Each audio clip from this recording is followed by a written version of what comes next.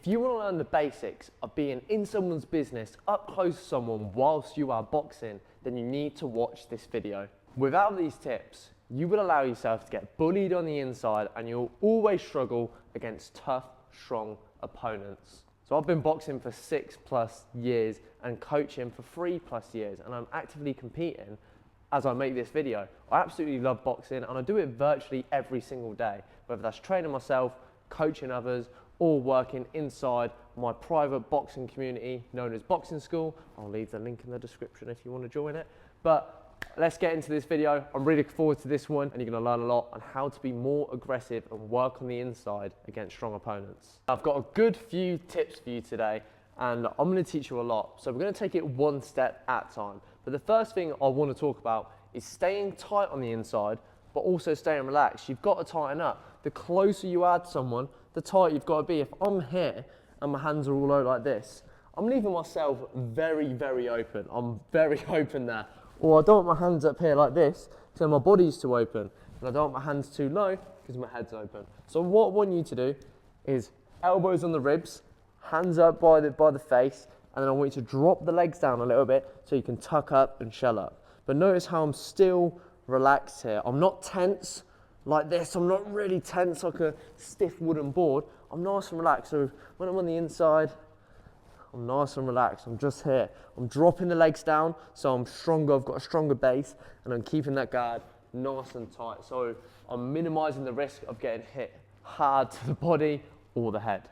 Now the next tip I want to give, if you're working on the inside, don't be afraid to be first. Like if you're sparring someone or you're fighting someone, whatever it is, whatever you're doing, or even just when you're practicing, I want you to think about being first. Don't just get on the inside and wait there. As soon as you feel that little bump and you're close, just go first. Boom, boom, boom, boom. Just there. Boom, boom, boom, boom. You don't have to wait for anything. What are you waiting for? Don't get on the inside and just stay there. That's giving your opponent an opportunity to start working on you and hit you hard and catch you with very hard shots, and that's not what you want. Try to be first more often. Have some urgency when you're on the inside to throw first. Now the third thing I want to look at is being defensively responsible. Now what I mean by that is making sure that when you're on that inside, you're not just thinking about attack, attack, attack, because it's not just an opportunity for you to attack, it's also an opportunity for your opponent to attack as well. You're both in close range, you can both land good punches. So when you're on the inside, we're not opening up, just throwing wide, big punches because our opponent's right in front of us. We're making sure we're keeping it tight and then moving. Boom, boom, moving. Just here, boom, boom, moving. Boom, boom. Keeping them hands nice and tidy. See how I'm not dropping both my hands like this, like that, that's too wide. I'm just keeping it tight. Boom, boom. Both hands are nice and tight. Boom. Just there. And then as soon as I've done throwing, I'm bringing my hands back. You can even take your head off the center line as you throw. Boom. Just like that, to make yourself more awkward. But just make sure when you're working inside, you're staying defensively responsible and always thinking about defense. Also, if you're enjoying this video so far, please be sure to drop it a like and then get my free 30 boxing tips in 30 days. I'll leave the link in the description for that, where I'll give you 30 boxing tips every day for the next 30 days. It's completely free. Just go grab it in the link in the description. Let's get back to it. Now the fourth tip I want to look at is how to create them gaps, because although we're both on the inside, what if we're both really tight and shelled up? It might be quite hard to land the punches you want to land without just hitting the arms and the elbows, protecting your opponent. So what you actually want to do is use body shots and head shots to create them gaps. We don't just want to headhunt, but then equally we don't just want to look for the body. You want to throw creative combinations which are hitting the body and the head. And this is how you create gaps. You're not just looking for an opening, because what if there isn't one? You're going to be wasting time. You need to throw punches. So maybe I might go right uppercut to the body, left hook to the body, left hook to the head, and then I'm moving after. Something as simple as that is a great way to create a gap and make it harder for your opponent. And this is a little secret tip. I didn't actually plan to put this in the video, but if you're on the inside, this works really well, is doubling up with a punch on the same hand. A lot of people struggle dealing with that. So rather than going right hook, left hook, right hook, left hook, maybe go right uppercut, left hook, because people really struggle to deal with that. Or even doubling up on the right hand, you might go right uppercut body, right uppercut head.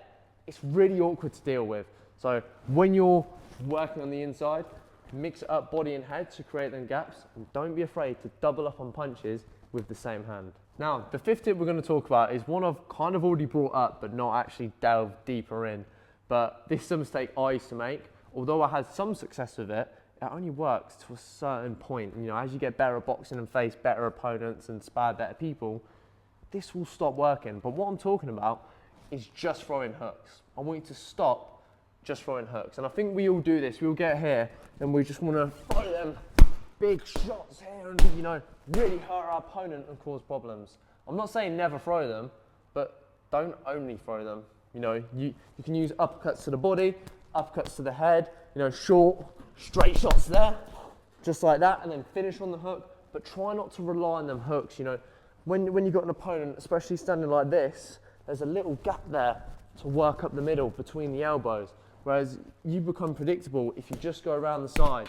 So if you don't land that punch, you open yourself up like this, you're not being defensively responsible, and you're also just not, you've got no variation, and your opponent will find you very predictable and just block all of them hooks and throw their own shots back. So don't just throw hooks. Now, this next tip is more of a bonus tip, which I have planned, but it's a lot more advanced, and I don't want you to worry too much about this yet, but I want you to start practicing it and thinking about it so you get better at it.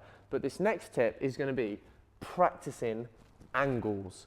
Different angles. When you're on the inside, you don't just have to stand there and war it out. You can still box on the inside. You know, that boxing isn't just long straight shots. Just because you're on the inside doesn't mean you're a scrappy street fighter. You can still box on the inside. So I want you to practice angles. If you watch someone like Mike Tyson, Vasily Lomachenko, Alexander Usyk, all these great guys are absolutely brilliant at this. And it's easier said than done, don't get me wrong, but just think about when you're here, even if it's as simple as 1, 2, pivot off, then go in again. Or 1, 2, spin and pivot around this way, go in again. Little things like that. Or it might be a little shuffle, there, might just turn off, boom, in there.